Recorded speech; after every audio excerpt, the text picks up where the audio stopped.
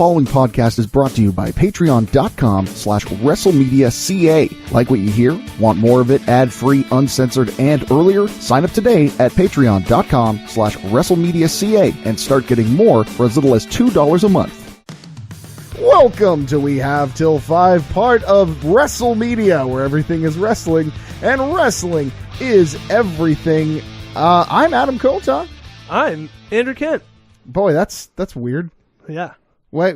I mean, what happened? What? It's just it is what it is, man. Episode 101. You got to change some things around to the way we did it before. What is that Pitbull song about? Like, before we can do the future, we gotta go back to the past, or whatever it was from Men in Black 3. It was terrible. Forget I said anything. You know what? Men in Black 3 was far superior than Men in Black 2. I've never seen anything past the first one. So. Really? The third one's pretty good. Okay. Just so you're aware. It's got Johnny Knoxville in the third one, right? Second one. Oh, okay. And it's awful. Number 2 is that makes me so sad. bad. 3 is really good. It's got Jermaine from Flight of the Conchords. Are you looking forward to the new one? I am now. You didn't know about it before? No. Thor's in it, man. Chris Hemsworth. That's my boy. I wonder if he's still going to be carrying a little bit of extra. Is that a spoiler? I technically, the directors have said 2 weeks are up. Yeah, so in your face. If you want to go and hear all about that, Ropes to Reels, we recently reviewed it, so go check that out. I didn't even know you were going to plug that, dude. Are you kidding me? That's what I do. Here, watch this. WrestleMedia.ca, your one-stop for everything WrestleMedia related, whether it's our podcasts, our blogs, our videos, even our contests. You didn't know we had a contest? Oh, we have got contests. And the only way that you can get in on our exclusive contest for floor seats to Chinlock 5 in the House of Hardcore event happening June 15th in Kingston, Ontario, is to sign up for our newsletter. It's free, it's weekly, it's everything you need for your news and events happening in the world of WrestleMedia. Now, maybe you're more of a social media kind of person. That's cool. We got those too. You can like and follow us on Facebook, Twitter, or on Instagram. Or, if you really want to be in the know, become a patron at patreon.com/WrestleMedia.ca, where for just a few ducats in the bucket, you can hear Andrew and I talk the worst jokes you've ever heard for about 20 to 30 minutes or so, as we just did on We Have Some Time. But of course, those extras apply to all of our shows, so go check it out. Trust me, you will not regret it. There you go. That's how you shill. Dude. Right? I'm taking notes here. I hope you are. Because next week is going to be me. That's right. But wait, there's more. You said next week. Well, guess what, Andrew? Next week, we are going to be out and about on the road. Woo! Next week, starting at the beginning of the week, Sunday, we're at the Mariposa Conference Center for the Cottage Country Comic-Con with Greg the Hammer Valentine. What is the website for that, Adam? Well, you could go to CottageCountryComicCon.com That's for your pretty tickets. good, man. Yeah, man. I tried to say it even once fast, couldn't. It's hard. It's difficult. It's very difficult, man. It's like ordering corn. It's like ordering a Japanese pizza without corn. It's very difficult. I'll tell you that story on We Have Some Time. Sometime. But not this time. Some other time. Whoa, my brain. Here's something that's simple to understand. We're giving away 4 tickets to Northland Wrestling's Feel the Bang at the Cottage Country Comic-Con, and we're going to have representatives from the company there, including General Manager Adam Andrews and Dan Jarris, who's going to be taking on Tomer Shalom in an I Quit match. The winner gets control of the company. You're not going to want to miss that one, so go and find Northland Wrestling on Facebook or find us at the Cottage Country Comic-Con and win that family 4-pack of tickets. We're also doing this little thing on June 15th. You may have heard of it. Chinlock 5, House of Hardcore, and the Legends Convention. This was a fun game that I had with Jenny. Let's see if you and I can do this. Let's go back and forth on people who are appearing at the show, starting with you. Bret Hart. The Brainbusters, Tully Blanchard and Arn Anderson. Mark Henry. Billy Gunn. Come on. Adam Contant. How about Jimmy Corderas? Oh, that's my boy. WWE referee Jimmy Corderas, or another famous Jimmy, maybe the greatest manager of all time. I know that's blasphemous to say, but I loved him growing up. Jimmy Hart! You got it, man. How about making some way for the tugboat coming through? Oh, yeah. Big Fred old Ottman. Tuggy. I forgot about him. Just Tuggy, don't put I'm so sorry. Okay, so now when you're there, I am going to make it my mission for you to meet him just so you can call him Tuggy the entire time. And you, by the way, you cannot call him by anything other than Tuggy. Tuggy! It's not Tugboat, not even Shockmaster, not Mr. Ottman, not Fred, Tuggy, and only Tuggy. And if he tries to correct you, don't. like completely ignore his request because it's Tuggy or nothing. Next week on we have some time. Next week on We Have Till 5, the 5 biggest mistakes I've ever made on microphone. Tuggy or nothing. Oh my gosh. I'm dead. I'm going to be a dead guy. Teach me how to Tuggy. Teach me how to Tuggy. Oh, old Tuggy Gilmore, that guy. Oh, yeah. God. Woo. So Tugboat's going to be there. He is. He put out a video recently, and I just shared it because, we're going to be there, and I want this show to be a big success. If you haven't got your tickets yet, for goodness sake, go get them at Ticketmaster, please. And he liked it, and he left a comment. And I was like, that's Tugboat. That's so cool, man. That's my boy, Tuggy. I'm steering into this skid as you absolutely have to. There's no other way to go. Tuggy. I mean, you steered into the skid about, forgetting that Mark Henry existed, so I figured I might as well. Which I didn't, by the way. Audio evidence the history books will show I did not forget about Mark Henry, nor could I or would I ever.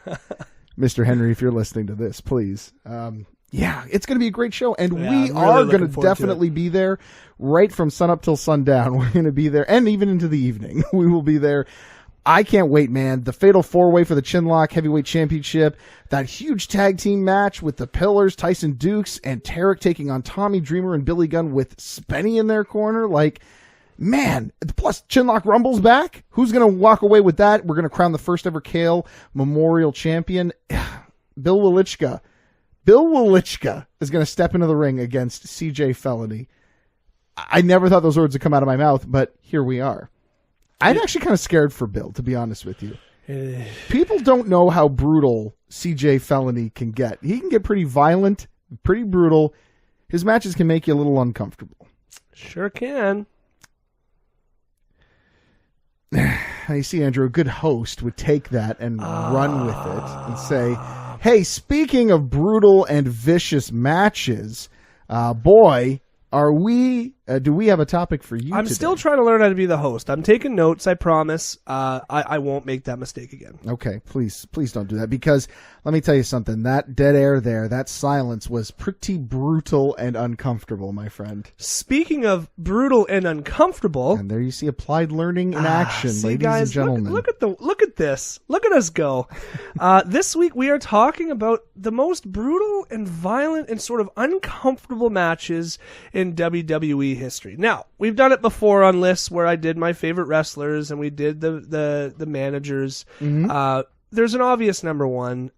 I just want to talk about 5 that maybe you didn't know. So, Elephant in the Room, Hell in a Cell 1998. Irrelevant in the Room. That's a callback to We Have Some Time. Patrons get the joke. And if you don't get the joke, get to giving over at patreon.com/WrestleMedia.ca. Did you write that down? Nope, because that sucked. Oh, all right. Okay.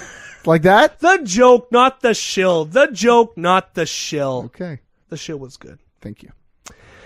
So yeah, I Hell in a Cell, it's been talked to death. We talked about it all the time. It is obviously one of the most brutal, uncomfortable matches, not only in WWE history, but, in all of wrestling. At least, some of the brutal death matches in CZW and FMW and whatever. Like, I'm talking, more on the mainstream side of wrestling. It's brutal, it's uncomfortable, but I got 5 more for you. It's funny you should say that, because I would disagree with that. Really? That would not be my number one. Even if you took Hell in a Cell off the table, would not be my number one. I think I know what your number one would be. It's really only a matter of one or the other. I think so. I think we both know what we're talking about. And I think is it on your list? I think it's my number one. Okay. So we'll sure. We'll get there.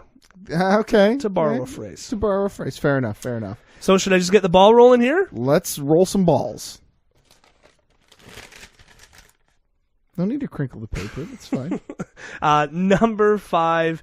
It's a match that we've talked about on this podcast before. I'll just share the story again quickly. It was one of my first ever pay-per-views that I ever got when I became a wrestling fan in, late 99, early 2000.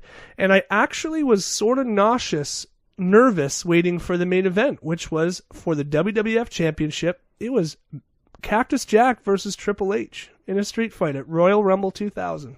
I would say that this is easily top 5, one of the best non-Rumble Royal Rumble matches ever. Oh, easy. And if you even made a comprehensive list of the greatest matches in Royal Rumble history, there's no question in my mind this would crack top 10. Yeah, totally. 100%. It's a perfect match as far as the street fight goes. It might be the greatest WWE street fight, and that's a great idea for a later show. But I could definitely contribute a couple of items to that list. Yeah, it would definitely make a list. I would be shocked if it didn't, and I would be very happy if it didn't. Just in the sense that I was like, shoot, there's 5 more great street fights. This is amazing. This is a great match, but it was uncomfortable to watch, especially as a 13-year-old kid. See, and that's funny because I watched this match when I was 16, so maybe just a few years later would have been as bad for you. But I just thought it was awesome as a 16-year-old kid because obviously you got your hormones going, this testosterone's flowing, so that kind of presentation was like spoke to something primal inside me. Just these two guys. And I love the story that they told heading into it. Obviously, the idea of Foley, who had been abused and picked on by Triple H and DX and the McMahon Helmsley regime. And to have him bring out that alter ego was still something that, meant something. And you're right. This match, I thought that they were going to go far. I didn't realize they were going to go as far with it as they did. Yeah, and what I thought they did so well is they built it up so well that I was genuinely afraid of what I was going to see. Really? And again, I was a kid, right? So, suspending the disbelief. I knew it was fake, but I still thought they were going to do something. I'm sorry, what? Fake? Yeah, we don't use that word on this network. Thank you. It's not a network anymore. I'm kidding. It's still a network. I'm sorry for using the F word. Can you bleep it? That's funny. We should bleep it. That. The word fake. We should bleep it from now on. Anyways, I knew that it was predetermined and that these were two people who were in there to do business together. But I remember being terrified of what I was going to see. And it's a tremendous package. It is. I mean, you know us. We love packages. We love packages here at We Have Till 5. But they did a great job. I'll never forget that angle. There's a lot of matches that I remember the match was good, and I remember the angle being okay. But this is something that I remember basically blow for blow. So let's go over some of those blows then. What are some moments from the match that stand out for you as being particularly brutal? The pallet, obviously. I'm sure it wasn't meant to break like that, but because it does, it makes this list. Mick Foley backdrops Triple H onto a wooden pallet, and the pallet punctures. It's not even a slice; it's a puncture. It stabbed him. And I had the DVD of Royal Rumble 2000, and it had the behind the scenes, the WWF exclusive video of Triple H getting stitched up and stuff. So I think that also contributes to my mind a little bit here. I remember some of the stuff they did with the baseball bat, the barbed wire. No, not a baseball bat. It was a 2x4. I want to interrupt you for a second. Do it. Only because I want to talk about something that I know I will forget about if we just get away from it. Something, and it really doesn't have anything to do with this match except the connection. But I wanted to tell you this because I don't think I've ever told this story, and that's rare around here.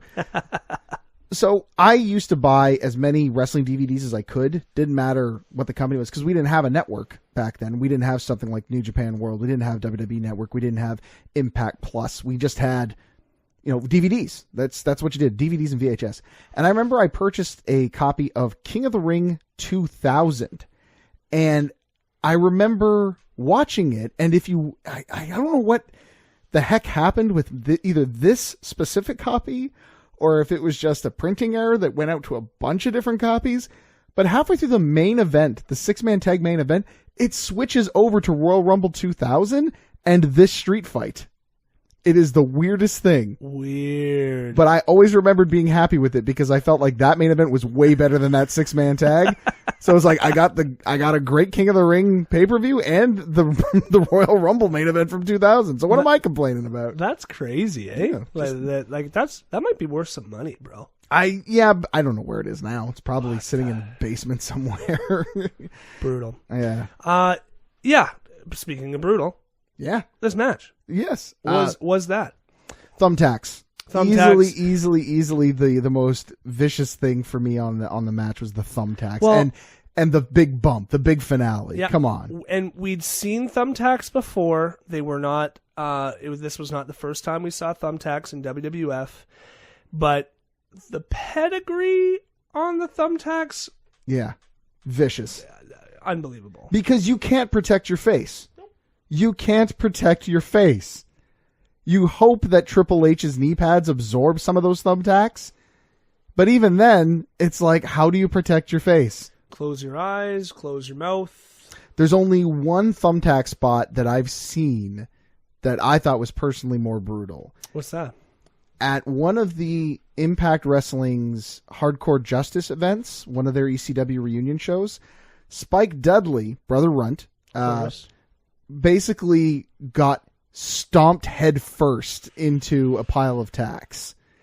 It was one of the most disgusting things I've ever seen in wrestling. Yeah. Clearly it stuck with me though. Because there's no way to take that. At least you could okay, position me a little bit different in the pedigree, get my head up a little bit higher off the mat than you normally would, blah, blah, blah. I mean, you're still going to eat some tacks. There's no way that you're not. Literally eat them. Yeah.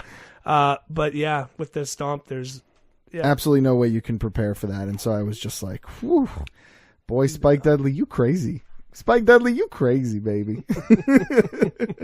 Even Rock's chair shot to Triple H is pretty vicious in this. Yeah. It's just like he didn't learn anything from the year prior.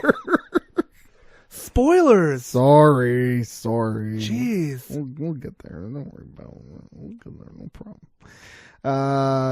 Yeah, the barbed wire baseball or the barbed wire 2x4. 2x4. Excuse me. It's pretty cool. There's just, again, I probably would, again, 3 years later, I might have thought it was cooler. Maybe. 13 years old, terrified. And a little grossed out. So we're starting off with nauseous stomachs and terrified feelings. This is good. This is a good start. Let's move on.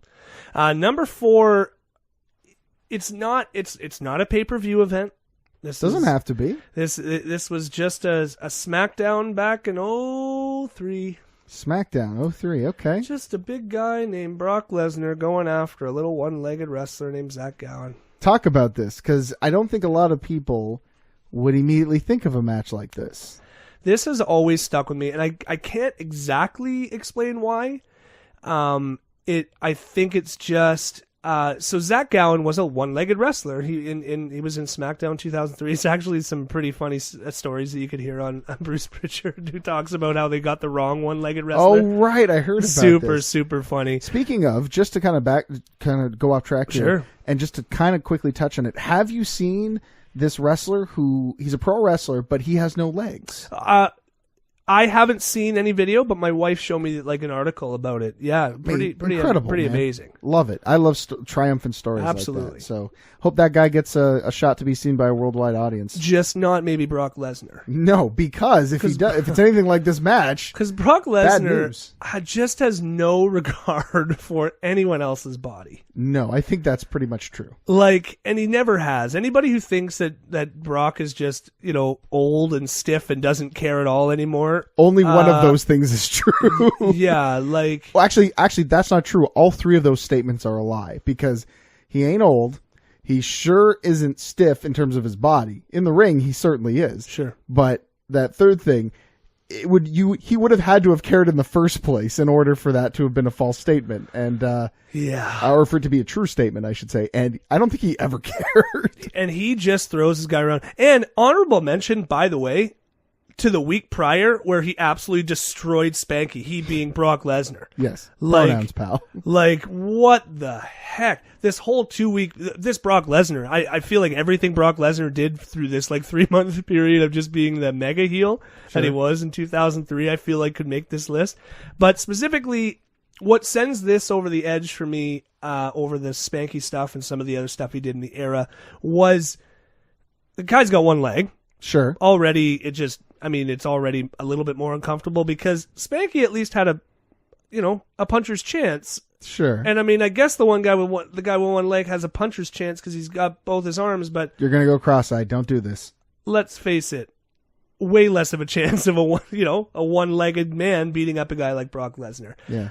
And then of course the mum is in the front row, and that's uncomfortable. And then the real beating comes after the bell, and then mum gets more involved and starts screaming at Brock Lesnar. And it go back and watch it. I found it on the network. It's the August 21st, 2003 version of SmackDown. It's. The kid agreed to this, I guess, but he bled a gusher, and it was brutal. He throws him into the post. He dips him off the. It was great wrestling. I love Brock Lesnar. I wasn't 13 at this point. So were I was 16 now. Yes, you're just like, he's gonna kill that kid. Woo! Wrestling's great. A lot of these matches, I think, are hindsight. Yeah. There's a lot that we're going to mention in the honorable mentions that I think people that I loved watching like nonstop as a kid, and then looking back at it, I'm like, what was wrong with me? I was a messed up little psychopath. Yeah. Oh boy. Can we get to number 3? Number 3 is a match that really the match itself was pretty brutal, just because your favorite wrestler, Shane McMahon, right? Okay. So we're talking the most brutal match of all time in wrestling. Definitely the WrestleMania 36 match between. I'm kidding. It's King of the Ring 2001. Yeah. Kurt Angle and Shane McMahon. I mean, how could it be anything? It basically makes it on the 2 or 3 spots alone. Yep. And I think that's all it needs. Sure, but there is a lot more than that. I mean. Let's basically just start from those spots, though. Those are the ones everybody thinks about. You know, the thing about wrestling, what makes it exciting, Andrew, is that sometimes things don't go according to plan. It's also what makes things terrifying. Yeah. Welcome to wrestling in 2001, eh? Oh my God. Oh, Shane McMahon just totally dropped on his skull several times, and match continues. Well, it's just this thing where it's like.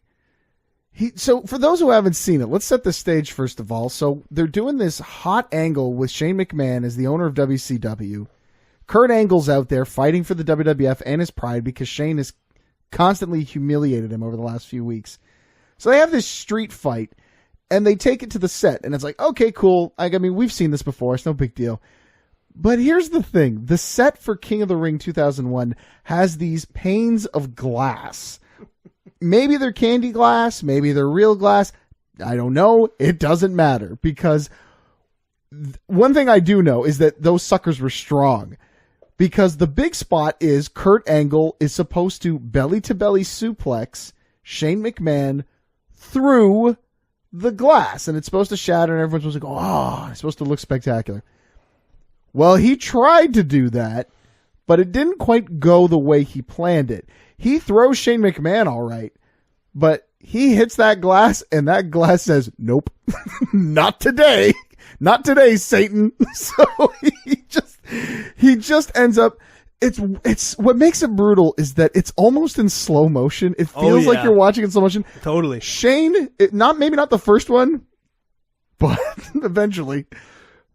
So first he hits the glass. Boom, head hits the glass. And then he kind of just slumps down, and then boom, head hits the concrete. And this is all in the matter of a second. Yeah. But it feels like it takes them forever. It feels like forever. So at that point, a logical, sane person would go, ooh, wow, that was messed up. Let's just move on to the next thing and maybe give Shane McMahon a little bit of space here. Nope. Kurt Angle's the one saying, not today, Satan, now. In this case, Satan is Shane McMahon and that glass pane. Oh my god. Speaking of pain, there's a lot of it about to come Shane McMahon's way again. So he fails again, right? He does it a second time. This is the beautiful thing about it, okay? Because this is the one match I think that has an element that no other match on this list has. And it's the crowd. Because that first time Shane does not go through the glass, there's an audible ooh, that was vicious, that was brutal. And they can appreciate the pain. The second time that he, again, bonk, hits the glass, and this time, somehow slower, scrapes down that pane of glass, and thump, second time onto the concrete, on his head. You can hear the crowd visibly do, like, it's a mass vocal, auditory expression of, like, oh man, that is... Like, you can hear them groaning, and it's not because, like, oh, God, please stop, this is awful, in the sense, like, this is boring, or this is, like, just not entertaining. It is oh, God, please stop. The crowd was the total personification of that scene from The Simpsons where the little kid is crying, stop it, he's already dead. Yeah. That's how the crowd is. They're like, please, do it. They just, yeah, that's what it was. Oh, come on. God, no. And yet, Kurt Angle's response was, well, third time's a charm. We must have at least weakened it by now. It's like, oh, come on, just like when you have a jar. Yeah, we loosened it. We loosened it up. It's got to turn this time. So it picks him up. Boom. Finally breaks through. And by this point, the ooh that comes out of the crowd is less of a, ooh, that was spectacular, and more of a, whew, thank God that is over, because he was definitely going to die next time. They were saying, that's it. There is no way that he can take another hit with that glass. Thank God it's over now. We'll never have to go through that again. Cut to... It's a swerve, bro. 30 seconds later. 30 seconds later. They're like, okay, now this time... we'll do the same thing, but in reverse, so that Shane is coming out of the glass pane. So, and by this point... It works the first time, right, Adam? Well, by this point, if you're Kurt Angle, right? First of all, if you're Kurt Angle, you're insane. And if you're Shane McMahon, you're insane. Because, and Kurt Angle has said it, that last throw, when Shane McMahon hits... broken tailbone immediately, as soon as he lands. So now he's got a broken tailbone. They're like, are you ready, buddy? And he's just like, okay, pal. Because they're like, well, now we've got this, right? Look, we broke the glass. We know how to do it now. We'll just do it this time. So he goes to throw him.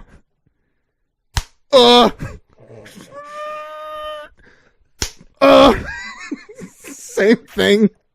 Hits the glass with his head, slides down the glass. Oh my god! Hits his head on the ground, and literally you can hear everybody in that crowd put their hands over their heads and just being like, "Oh God, I can't watch this anymore." It's so funny because every time you go to like a show where there's a lot of high risk and it's that smarter crowd, everybody is chanting, "Please don't die! Please don't die!"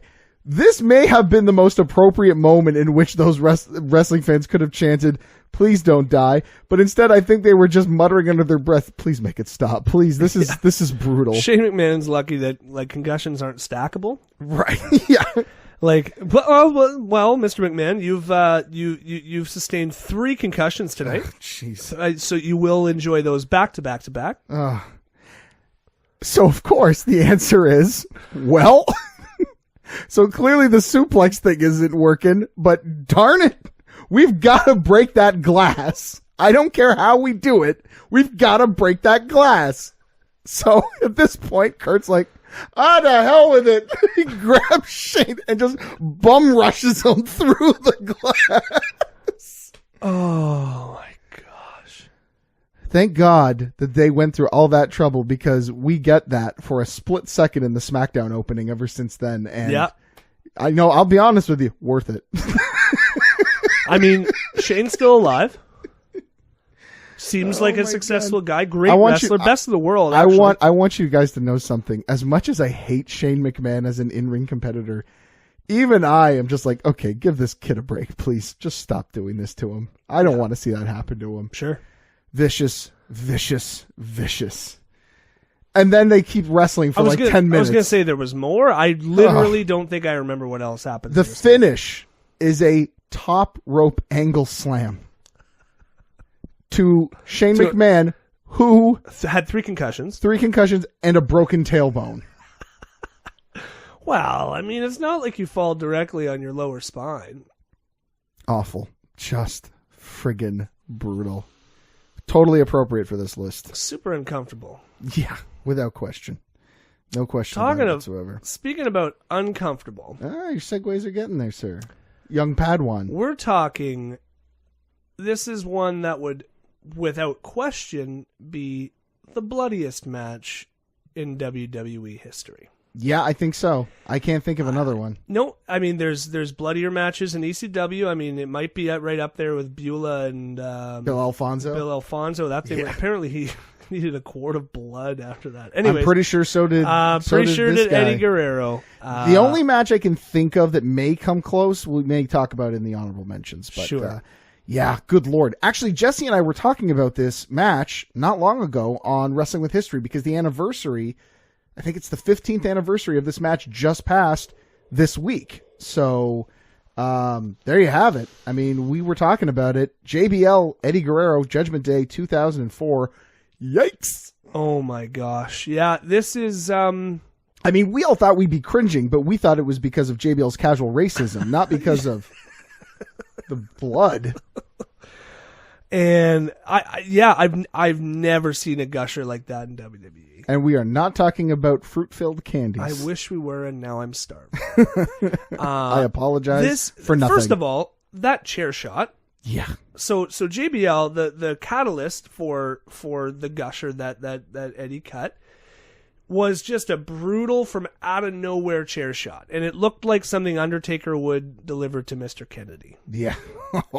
nice pull. By the way, if you've never seen that one, check it out on YouTube. It's Undertaker had very little regard for most people when he hit him with chairs. But so it's like brutal. Brock Lesnar was backstage, and he was just looking over. He's like, "Hey, Mark, come here. You know what you should do? She's totally wreck a guy." I don't know if we should do that, Brock. Screw him. Oh man! But then they cut away from Eddie, and they cut to JBL because that's who you care about in the event of a brutal chair shot. Is how's JBL feeling after he did that? Got to get your heat, bro. Then also you can't you don't want to presumably see the secret of pro wrestling. Of course, there was no secret here. No secret was needed. And I think the story goes when Eddie went to cut himself, he cut an artery. What? Apparently, yeah. There are arteries in your forehead? I guess. I don't know. I might be wrong on that. You know, somebody can. But he hit maybe not an artery. He hit like a vein. I could see. Maybe a vein is what I'm meaning to say. I don't know. Apparently, he cut himself too deep, and he cut him somewhere pretty brutal, and that blood is literally squirting out of his head. It's disgusting. It is gross. Yeah. And it goes on. Like, this is not like this was not the end of the match. It was like another 10, 12 minutes of this match. Pretty good match, by the way. Well, here's the thing. Like, first of all, it's Eddie Guerrero, so it's going to be good. Also, I hate to say this, but it has to be said because I think it's true, which is that it is one of those times in which the story heading into it with JBL and Eddie Guerrero's mom and how personal they were making this issue, it totally enhanced the match. This idea of like, this guy is literally bleeding to death right now in this fight, and he won't stop because he hates this guy for giving his mother a heart attack that much. Like, man, what a story. Great story. Pretty good finish to the match. Like Eddie's comeback when he's just, I mean, crimson mask is the way to put it. Crimson jumpsuit is more like it. Fair enough. Crimson bathtub, maybe. Yeah, it looked like, you ever seen Dexter? Yes. Looks like freaking Dexter. Looks like the I'm blanking on his name. I'm the worst Dexter fan ever. That's okay. We know who you mean when you say Dexter. Michael C. Hall. No, I meant the killer. John Lithgow. John Lithgow. Yeah. Yeah. Forget. Is it Trinity? Trinity. Yeah, the Trinity killer. Oh my gosh, the bathtub full of blood. Best Amazing. season of that whole series. Absolutely. Yeah, that's what it was like. Yeah. Just go back and watch it. If it didn't make me like squeamish and like want to like throw up or anything, but like it was uncomfortable. So be ready for that. But it might make you want to throw up, listeners. Yeah, it's pretty bad. But I mean, if you kind of want to see if you're into that stuff, and he didn't die. Thank God. Immediately. Yeah. Well. Okay. I actually. Okay. All jokes aside, I got my wife today, so we were watching that. And just as before I was heading over here, I said, she's like, "Oh my gosh!" I'm like, "Oh." She's like, "Is he okay?" I'm like, "Well, he's dead." And she goes, "What?" I'm like, "Yeah." She's like, "From this?" I'm like, "No." You're a terrible person. You're an awful human being. I'm fine with that. I'm going to change the subject right now because I'm ashamed. No, I'm ashamed. you're not. I am. Why? This is terrible. That was a good joke. No, you know what's a good joke? No. Don't waste another 8 minutes of our listeners. Go back and listen. We have some time, folks. Patreon.com/WrestleMedia.ca. What are your honorable mentions, sir? I don't know if you have any honorable mentions, but I wanted to bring up a couple of matches. No, it's here. all you, man. Awesome. We were talking about matches that, aren't necessarily brutal for the reasons that a lot of these matches make the list. Well, I want to put Triple H and Steve Austin versus Chris Jericho and Chris Benoit on this match, the match where Triple H's leg explodes in the middle of it and he wrestles through it. Now, sure, it's not as visually disgusting as some of the other matches, but if you think about the fact that this guy's muscle literally exploded and then rolled up inside his leg, and then he continued to wrestle and then allowed himself to be put in the walls of Jericho. And didn't he give somebody like a really bad looking pedigree? I believe he did, yes. Like, that man, no, that's brutal. Absolutely brutal. Right in the same vein of that is Elimination Chamber, the first one from Survivor Series, with 2002, landing on with Rob Van Dam lands on a trachea. Yeah, getting his throat crushed. Do I have another Triple H match on here? No, I don't think so. Not on my list. But there's a bunch of them on here. Vince McMahon, Undertaker, Survivor Series 2003. That's mostly because again Vince also bleeds like a stuck pig. Yeah. So it's more gross for the first few minutes of it, but it's just a bunch of punching after that. But it's still cool visual. Yeah. Foley and Edge, WrestleMania 22. Yeah. I'll only put this one on here because even though the match itself has got a lot of hard hits and whatnot, the real kind of uncomfortable moment is at the end when Edge is selling it, and it is selling, but he does such a good job. He's got the blood streaming into his eye, and he's shaking. Totally. Like, he looks like he's been traumatized. It's awesome. Yeah, it's awesome. Basically, anything Terry Funk does. So, like, One Night Stand 2006. Right. Tommy Dreamer, Beulah, and Terry Funk versus Lita, Edge, and Mick Foley. That episode of Pretty Nitro brutal. where he tried to fight a horse. Oh, that classic. I'll kick your ass. To an ass. Of course. Yeah, well, I know, but I was trying to make a joke there. It didn't work. No, it didn't, and I apologize for that. Recently, Matt and I went back on Watch Along Wednesdays, and we watched TLC 2, and I cringe now watching this match. Like, I'm like, ooh, God, this is so, like, how did these guys not end up immediately with, concussions at least that we didn't hear about? Like, that was definitely, like, I figured I might catch a little heat not having something like on there, but I went with matches that were a little bit more like, this is actually uncomfortable for. I feel uncomfortable watching that match now. Yeah, I still don't. I feel uncomfortable watching it because I'm just like, oh my God, these guys, like, this is just too much. It's so overkill now. I'm just like, oh no. Yeah. Goldust and Roddy Piper, I think, deserve a mention. Those guys beat the holy hell out of each other, and I can see somebody watching this and being like, "Oh God, this is real." Piper gets hit by a car. Goldust ran him over with his car. No, he's not bald. He doesn't have a goatee, but he still hit him with his car. And I mean, Goldust took a baseball bat to the freaking melon. That is vicious, man. It sure is. It's vicious. I feel like Steve Austin, Bret Hart should be mentioned here. A lot of this is the magic of pro wrestling, but it's Steve Austin bleeding out while he's in a submission hold. Sure.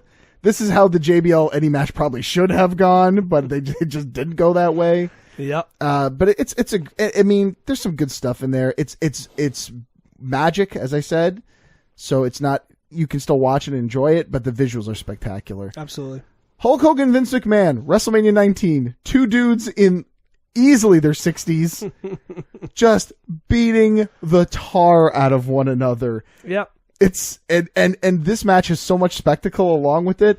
Both Vince and Hulk Hogan bleed like it's part of their contract to do so. And this is one of those matches where it's less brutal and more fun because of all the theatrics, and yet it's still two 60-year-old men pounding the crap out of each other, and it's kind of hard to watch. Undertaker, Brock Lesnar, No Mercy 2002. It's bloody and it's really hard hitting. It's not a match that makes me cringe, but I can see why people would be uncomfortable with it. And speaking of Brock Lesnar, the most merciless man on the planet, let's go back to SummerSlam with Randy Orton, where he just elbowed him in the face until Randy Orton was like, okay, plasma is literally leaving my forehead. Maybe we should stop this. Yeah, that was brutal. I'll never forget that. But not as brutal as this match, though, Andrew. Your number one choice. And I would have made this number one even if Hell in the Cell had been included. This, I don't think I can go back and watch this match. I've tried. I can't get through it. I feel like the only reason I can is because I know, Foley is fine. You know the end game. I know I know the end game. I Sure. watched it 14.5 million times. I don't doubt it. No. I would recommend that. That's great. I'm going to go do it right after this podcast. Let's say this match had featured a guy like a Chris Benoit. Sure. Or even an Eddie Guerrero. Even if it wasn't something as grisly as what happened to Benoit and his family. Visually. What happened even then? Jeez. But because Mick Foley is still Mick Foley, Yeah. I feel like I can, and I have, but it's hard. And because and what happens is that I always think that's the last one. And then it's never the last one. And then it's not. So I'm like, okay, that's enough. And because I'm like trying to like count along. I'm like, that looked like 10. That looked like 10.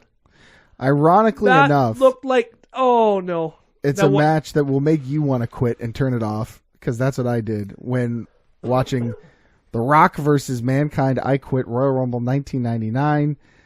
Foley himself has said that he's never met a fan who has said that this was his favorite match, and that he'd be very, very scared if he did meet a fan who said this was his favorite match. And I can see why. See, and because they were all real chair shots, it's a great match in terms of like the storytelling. Like the storytelling, They're telling wise, a story. It's tremendous, like very, very good. It's just too bad that he had to hit him quite as hard and quite as many times as he did. Yeah, the story they're being told is a horror movie. Yeah, it's awful. Like there's no respite from it whatsoever. Like, I don't know that it would be less vicious had Rock given Foley the time in between each shot. It might have, but to me, the impact is way, way worse. Well, for me, where it gets really uncomfortable is when it's almost like Mick Foley is out of character and he's basically running from The Rock. Yeah. And he still eats like 2 or 3 chair shots in the before back he goes of the down. head. In the back of the head. Yeah. That's the worst. And of course, he's handcuffed. Yeah. So he can't even brace the impact at all. It's absolutely awful. And, we've enjoyed Mick Foley and The Rock in a lot of different ways. That is not a way to enjoy those two guys at all. It's awful. Yeah. I don't know. I can't tell you to go back and watch it because I can't do it. It makes me uncomfortable. Yeah, it's pretty dang bad. Yeah, not fun at all. Pretty dang bad. Holy moly, am I ever glad that we did this topic this week. Well, we had to end on a big note. Yeah, it certainly was a big one, that's for sure. Yeah, I don't know, man. I wasn't. Yeah, I'm gonna leave it at that because even thinking about it, I get a little uncomfortable about it. Instead, let's talk about the future, sir. We're kind of in a little bit of a questionable period. There may be some changes coming to We Have Till 5, all for the better, of course.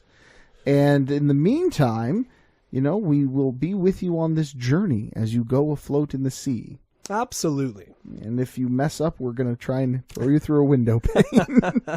Yeah, we got, I actually don't know what we're doing next week because it's not my list next week, but I will be on the show. I have a new person coming alongside me next week.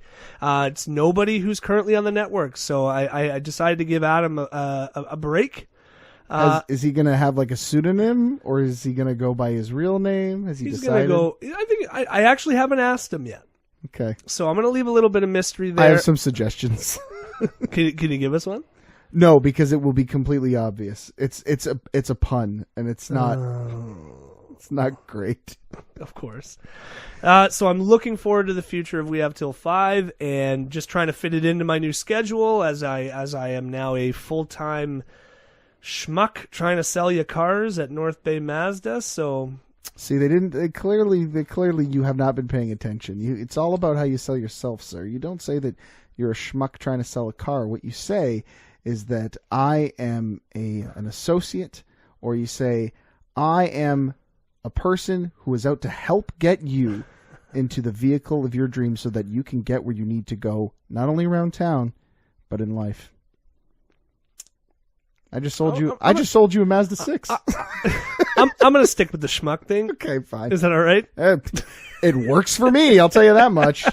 Couldn't agree more. I'm looking forward to it. Thank you again for 100 episodes of this crazy show.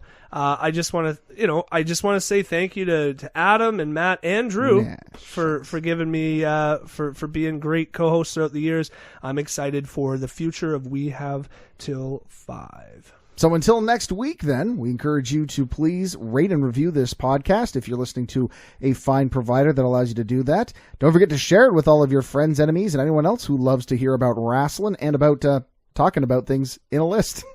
We encourage you to please sign up for our newsletter over at WrestleMedia.ca. It's free, it's weekly, and it gives you a chance to win a pair of tickets, floor seats, to the Chinlock Wrestling House of Hardcore event, June 15th in Kingston, Ontario, where we will be. To see where we will be elsewhere, check us out live on tour at WrestleMedia.ca. Please like and follow us on Instagram, Twitter, and Facebook.